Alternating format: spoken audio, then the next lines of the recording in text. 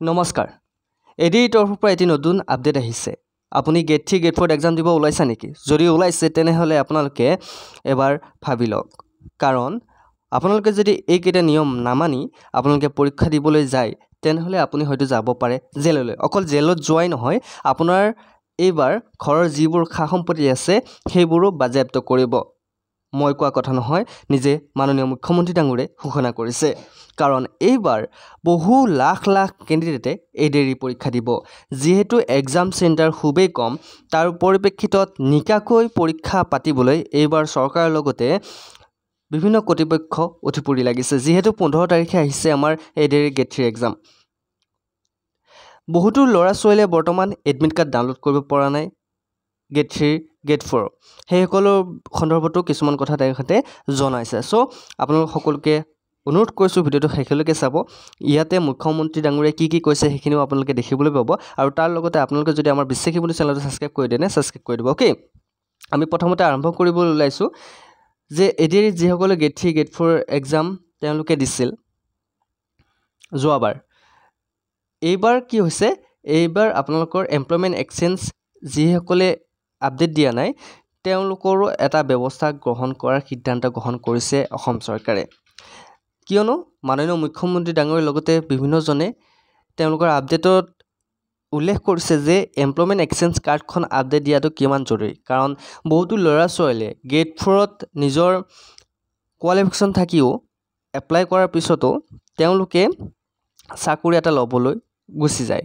এতিয়া যি সকল অৰিজিনাল গেট 4 চাকৰি পাবলগীয়া ক্যান্ডিডেট সেই সকল ৰৈ যায় গতিকে আমাৰ নিবনুৱা সমস্যা ইমানেই বৃদ্ধি পাইছে অসমত গতিকে এনেকুৱা ধৰণৰ কিছুমান সমস্যাৰ সমাধান হেতুকে আপোনালোকৰ এমপ্লয়মেন্ট এক্সচেঞ্জ কাৰ্ডখন খুবেই আপডেট কৰাটো অতিকৈ জৰুৰী গতিকে যি সকলৰ এডমিট কাৰ্ড অহা নাই কিছুমানৰ এমপ্লয়মেন্ট এক্সচেঞ্জ কাৰ্ডখন আপডেট নিদিয়াৰ কাৰণ নেকি এডমিট কাৰ্ড নহয় গতিকে সকলোবোৰ কম ইয়াৰ আগতে মই আপোনালোকক মাননীয় মুখ্যমন্ত্ৰী ডাঙৰীয়ে কি কৈছে সেইখিনি মই দেখুৱাই দিম তাৰ পিছত বাকিখিনি মই কথা কৈ আছো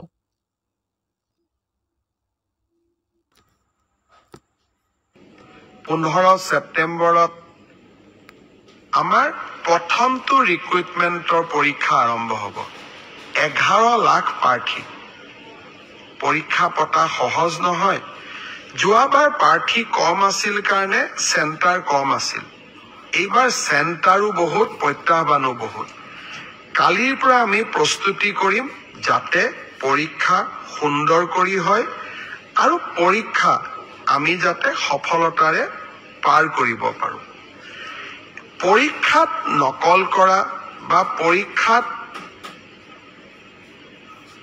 নিয়মৰ বাহিৰত গৈ যিসকলে কপি কৰে নকল কৰে তেওঁলোকৰ বিৰুদ্ধে আমাৰ চৰকাৰে এখন বিধানসভাত আইন প্ৰণয়ন কৰিছে ইয়াৰ ফলত পৰীক্ষাত নকল কৰা ব্যক্তিজনক গ্ৰেপ্তাৰ কৰাৰ উপৰিও তেওঁৰ ঘৰুৱা সম্পত্তিসমূহ চৰকাৰে অধিগ্ৰহণ কৰাৰ এক ডাঙৰ ক্লজ এই আইন কেইখনত আছে দুই এদিনৰ ভিতৰতে আমি এই আইনখনৰ বিষয়েও বহুল প্ৰচাৰ কৰিম মই আশা কৰিম মেধাৰ ভিত্তিত নিযুক্তি বহুতে কয় মোৰ মেৰিট আছে কাৰণে মই চাকৰি পালো বহুত এতিয়া ফেশনো এটা আছে যে আমি বিজেপি কিয় ভোট দিব লাগে আমিতো মেৰিট আছে কাৰণে চাকৰি পালো মই এটাই কথা কম মেৰিট আৰু মেৰিটৰ ভিত্তিত পৰীক্ষা পাতা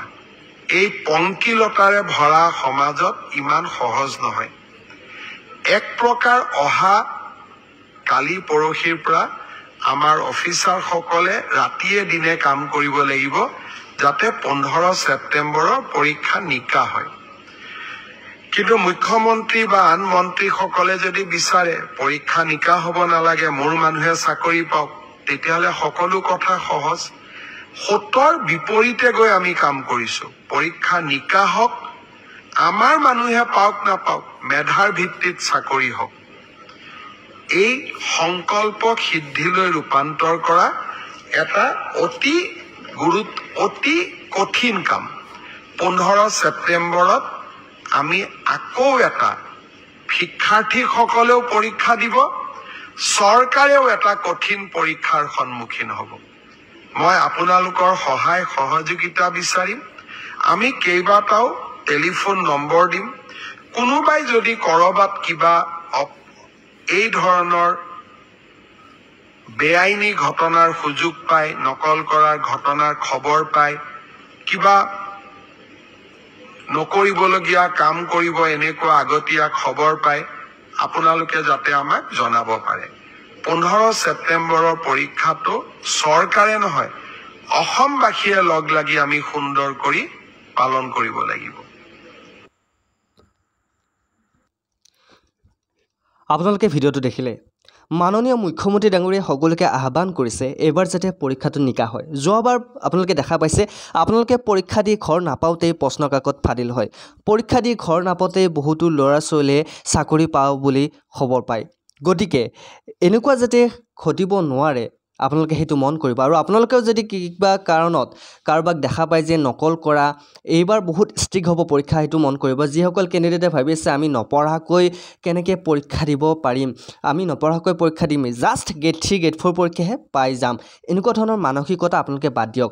কাৰোবাৰ পৰা চাই কেনে চাকৰি ল'ম, এনেকুৱা ধৰণৰ মানসিকতা আপোনালোকে বাদ দিয়ক। কাৰণ আজিৰ দিনত আপোনালোকে ঘৰৰ পৰা মানুহে বস্তু এটা এনে নিদিয়ে, কাৰোবাৰ পৰা চাই কেনে আপুনি চাকৰি এটা পাব বুলি কেনেকৈ ভাবি ল'লে।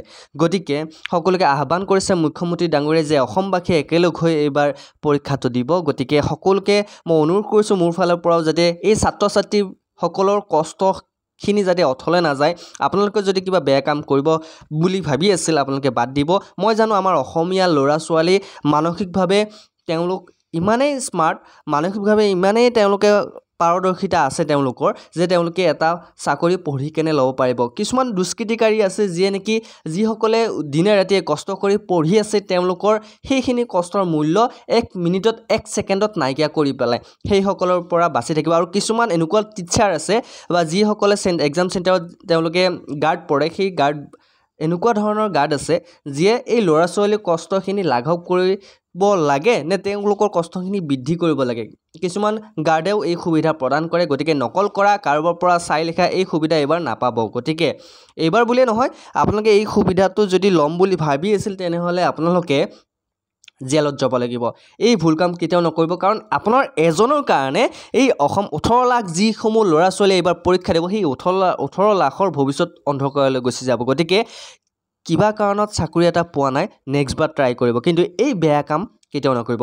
আপোনালোকে জানে যে পৰীক্ষাৰ কাৰণে আৰু বেছি দিন নাই। আপোনালোকে যদি পঢ়ি শুনি যদি চাকৰিটো ল'ম বুলি ভাবি আছে, আমি মক টেষ্টবিলাক 7 দিনৰ কাৰণে 50% ডিছকাউণ্টত দি আছোঁ। যদি আপোনালোকে আমাৰ PDFবোৰ লাগে, আমাৰ চেনেলত যিকেইটা PDF আছে, আপোনালোকে যদি সকলোবোৰ PDF লাগে আপোনালোকে 99 পে' কৰিব লাগিব। আৰু অনলি যদি মক টেষ্ট আপোনালোক লাগে, মক টেষ্টৰ লগতে আপোনালোকে PDF লাগে, আপোনালোকে 49 পে' কৰি আপোনালোকে মক টেষ্ট কেইখন পাব। গতিকে আপোনালোকে 99 ৰুপিজ পে' কৰি আপোনালোকে গোটেইবোৰ PDF লৈ লওক। আপোনালোকে যিমান পাৰে সিমান ট্ৰাই কৰক, নিজকে প্ৰেক্টিছ কৰক। 7 দিন সময় আছে, এই 7 দিনেই যথেষ্ট। কাৰণ আমি লাচিতৰ দেশৰ মানুহ, হয়নে নহয়? আমি একে ৰাতিতে গড় বান্ধি দিয়া সেই দেশৰ মানুহ। গতিকে তোমালোকে কিয় নোৱাৰিবা? নিজৰ ওপৰত বিশ্বাস ৰাখা, ভগৱানৰ ওপৰত বিশ্বাস ৰাখা, আল্লাহৰ ওপৰত বিশ্বাস ৰাখা যে তোমালোকে এইবাৰ পাৰিবা, এইবাৰ চাকৰি এটা ল'ব লাগিব। অ'কে, মাননীয় মুখ্যমন্ত্ৰী ডাঙৰীয়াই যিখিনি কথা ক'লে সেইখিনি ভাল লাগিল। আৰু সকলোকে ময়ো অনুৰোধ কৰিছোঁ যাতে তেওঁলোকৰ কথা মতে ৰাখে। আৰু বৰ্তমান যিসকলৰ এডমিট কাৰ্ড অহা নাই আপোনালোকে এমপ্লয়মেণ্ট এক্সচেঞ্জ কাৰ্ডখন আপডেট দি ল'ব। আৰু এডমিট কাৰ্ড যিসকলৰ অহা নাই বৰ্তমানলৈকে আপোনালোকে অনতিপলমে সেৱা অফিচ যাওক। সেৱা অফিচত আপোনালোকে এমপ্লয়মেণ্ট এক্সচেঞ্জ কাৰ্ডখন আপডেট দি কেনে লৈ যাব। আৰু আপোনাৰ এডমিট কাৰ্ডখনৰ কথা তেওঁলোকক ক'ব, তেওঁলোকে আপোনালোকৰ এডমিট কাৰ্ডখন ফিজিকেলি দি দিব। চ' অশেষ ধন্যবাদ ভিডিঅ' শেষলৈকে চোৱাৰ কাৰণে। আপোনালোকে যদি বিশ্বাসী মোৰ চেনেলটো এতিয়ালৈকে ছাবস্ক্ৰাইব কৰা নাই, ছাবস্ক্ৰাইব কৰি ল'ব। আৰু PDFবোৰ যদি বাই কৰা নাই, বাই কৰি ল'ব। আমাৰ নাম্বাৰটো দি দিছোঁ 8638686390। এই নাম্বাৰটো স্ক্ৰীনশ্বট মাৰি লওক। PDF লাগিলে হোৱাটছআপত কণ্টেক্ট কৰিব, আপোনালোকে PDF পাই যাব। চ' অশেষ ধন্যবাদ ভিডিঅ'টো শেষলৈকে চোৱাৰ বাবে। অন্য এটা ভিডিঅ' লগ পোৱাৰ প্ৰতিশ্ৰুতিৰে। জয় হিন্দ, জয় অসম।